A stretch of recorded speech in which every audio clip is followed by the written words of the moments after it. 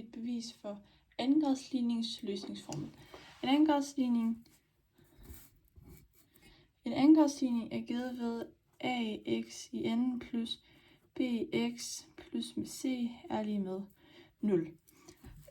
For at kunne lave det her bevis, så starter jeg med at trække c fra på begge sider af lighedstegnet, og det gør jeg for at isolere de led, der indeholder x på den ene side af lighedstegnet. Og med det der mener jeg ax i anden og bx. De her to indeholder led med x i, og det gør cx, så derfor vil vi gerne have dem her til at stå alene, og for at få dem til at stå alene, så minus jeg med c. Så er der ax i anden plus bx er lige med minus c. Nu dividerer jeg med a i alle de her led, og når jeg gør det, så hedder den x i anden plus b divideret med ax er lige med minus c divideret med a. Og nu har jeg så divideret med a i alle de her led. Nu lægger jeg så b i anden divideret med 2a til på begge sider, og jeg forlænger også med b divideret med a i x til.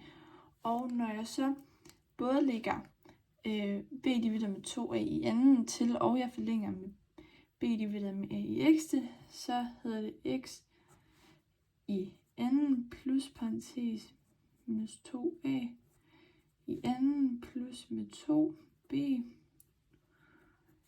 X er lige med minus c divideret med a plus igen b med 2a i anden. Og jeg lægger selvfølgelig det her til på begge sider af lighedstegnet, så både der og der.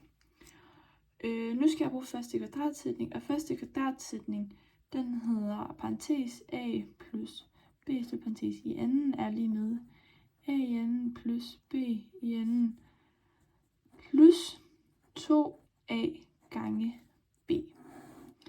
Så det her, det er første kvadratsætning, og den sætter jeg det her ind i. Og når jeg gør det, så hedder det parentes x plus b divideret med 2a i anden er lige med minus c divideret med a plus parentes b divideret med 2a slut parentes i anden. Så nu har jeg sat det her ind i den første kvadratsætning.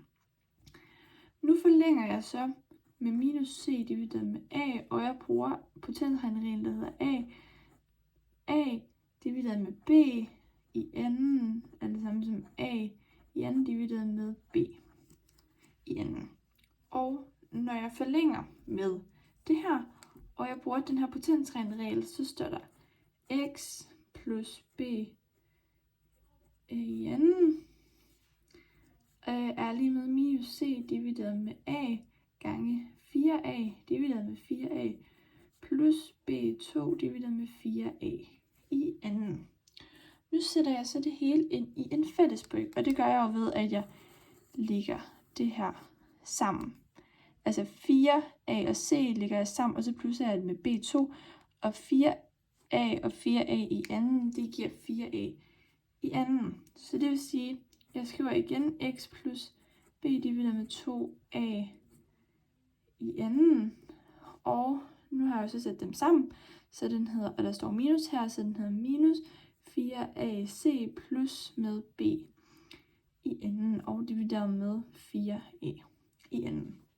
Nu vælger jeg så at tage kvadratroden på begge sider, og når jeg tager kvadratroden, så hedder den x plus b divideret med 2a plus minus kvadratrod b i anden minus med 4ac igen divideret med 4ac. Nej, undskyld, 4a i anden hedder det. Så nu trækker jeg igen b divideret med 2a fra på begge sider, og så beregner jeg kvadratroden a minus b til kvadratrod a divideret med kvadratrod b. Og når jeg gør det, så hedder den x er lige med minus b divideret med 2a plus minus kvadratrod b i anden minus 4ac og 4a i anden. Nu reducerer jeg kvadratroden i nævneren, og når jeg reducerer med kvadratroden i nævneren, så hedder den x. Det forreste her, det ændrer sig ikke. Men b i anden minus 4 ac divideret med, fordi jeg reducerer kvadratroden i nævneren, så bliver det kun til 2a hernede. Så nu sætter jeg det ind på